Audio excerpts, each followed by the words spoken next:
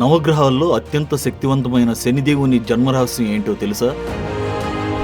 యమలోకంలో తప్పులకు శిక్షలు విధించే యమధర్మరాజుకి శనిదేవుడికి సంబంధం ఏంటి? వినాయకుడి రూపం వెనుక శని ప్రభావం ఉందా? రావణుడి బారి నుండి శనీశ్వరుణ్ణి హనుమంతుడు రక్షించాడా? ఇండ్లకు తలుపులు లేని ఊరెక్కడుందో తెలుసా? శనిదేవుని విగ్రహాన్ని గాని ఫోటోని గాని ఇళ్లలో ఎందుకు పెట్టుకోరు వంటి ఆసక్తికర విషయాలను మనం ఈ వీడియోలో తెలుసుకుందాం. Welcome to hidden folder.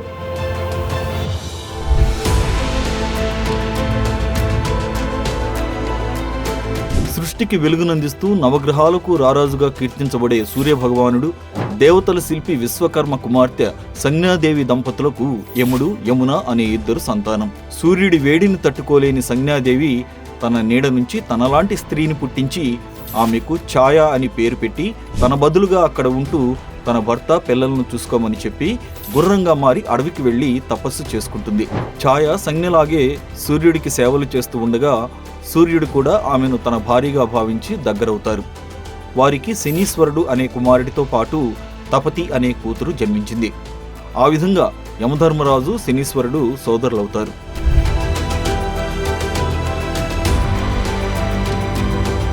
శనిదేవుని తల్లి ఛాయాదేవి గర్భధారణ సమయంలో కఠినమైన తపస్సు చేసింది. అందువల్ల శనిదేవుడు అపారమైన శక్తులతో నల్లటి చర్మంతో జన్మించాడు. అయితే అతని తండ్రి సూర్యుడు అతని రూపాన్ని చూసి పుత్రునిగా అంగీకరించలేకపోయాడు. తన శక్తులతో కర్మలను సైతం నియంత్రించే సామర్థ్యాన్ని సంపాదించాడు. హిందూ మత విశ్వాసాల ప్రకారం ప్రతి కర్మకు ఒక ఫలితం ఉంటుంది. మంచి కర్మలకు మంచి ఫలితాలు, చెడు కర్మలకు చెడు ఫలితాలు వస్తాయి. ఇవన్నీ సక్రమంగా సాగేలా శనిదేవుడే బాధ్యత వహిస్తాడని విశ్వసిస్తారు.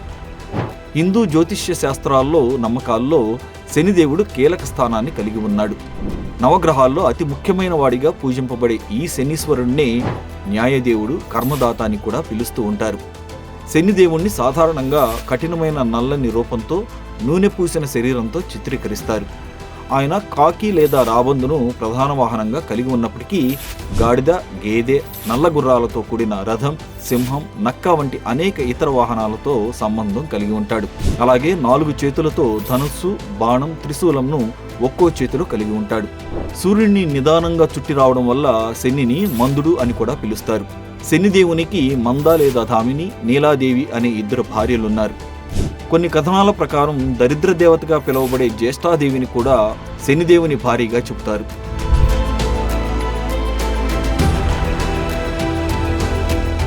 శనిదేవుడు పౌరాణిక పాత్రలతో కూడా సంబంధాన్ని కలిగి ఉన్నట్లుగా కథనాలున్నాయి. ఒకనాడు పార్వతీదేవి నలుగుపిండితో ఒక బొమ్మకు ప్రాణం పోసినప్పుడు బాల వినాయకుడు జన్మించాడు.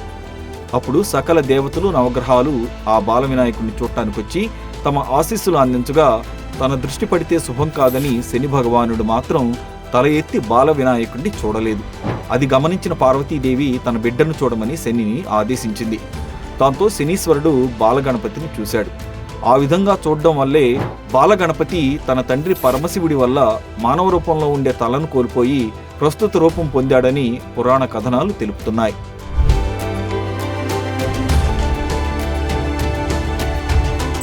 రామాయణంలోని మరో కథనం ప్రకారం ఒక ఋషి లంకాధిపతి రావణాసురుడి జాతకంలో గ్రహదోష ఫలితంగా శని విధ్వంసం సృష్టిస్తాడని, అందువల్ల ఆయన ప్రమాదంలో పడతాడని చెప్తాడు.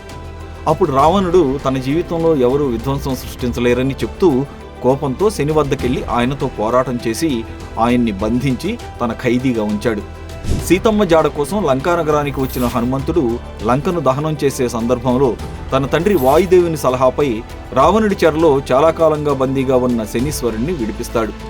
ఎంతో సంతోషించిన శనీశ్వరుడు తనను రక్షించినందుకు గాను సంకటమోచనుడని హనుమంతుడిని కీర్తిస్తూ ఇకపై ఆయన పేరును జపించిన వారిపై శని ప్రభావం ఉండదని వరమిస్తాడు. ఈ కారణంగానే శని ప్రభావం ఉండకుండా హనుమంతుని ప్రార్థించమని పండితులు చెప్తుంటారు.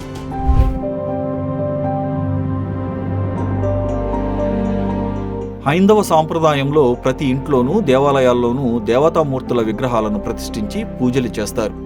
కానీ ఏ ఇంట్లోనూ శనిదేవుడి విగ్రహం కానీ చిత్రపటం కానీ పెట్టుకోరు. అందుకు కారణం ఒక పురాణ కథనం ప్రకారం శనిదేవుడు శ్రీకృష్ణుడి భక్తుడు. ఎల్లప్పుడూ ఆయన ధ్యానంలో నిమగ్నమై ఉండేవాడు. ఒకసారి శనిదేవుడి భార్య ధామిని ఒక బిడ్డకు జన్మనివ్వాలని తన కోరికను భర్తకు చెప్పడానికి వచ్చినప్పుడు శ్రీకృష్ణుని ధ్యానంలో మునిగిపోయిన శనిదేవుడు ఎంత పిలిచినా తన భార్యను పట్టించుకోలేదు. తాను మాట్లాడాలని కోరినప్పుడు తనను పట్టించుకోని కారణంగా శనిదేవుని ప్రవర్తనతో ఎంతో బాధపడిన ధామిని ఆయన చూపు ఎవరి మీద పడినా ఆయన ఎదురుగా నిలబడి ఎవరు చూసినా వారు అష్ట కష్టాల పాలై నాశనమవుతారని శపిస్తుంది. ఆ తర్వాత శనిదేవుడు తన తప్పు తెలుసుకుని తన భార్యకు క్షమాపణలు చెప్పినప్పటికీ శాప ఉపసంహరణ వీలు కాక తన వల్ల ఎవరికీ ఎలాంటి కీడు జరగకూడదని అప్పటి నుంచి శనిదేవుడు ఎప్పుడూ తల వంచుకుని నడుస్తాడని విశ్వసిస్తారు.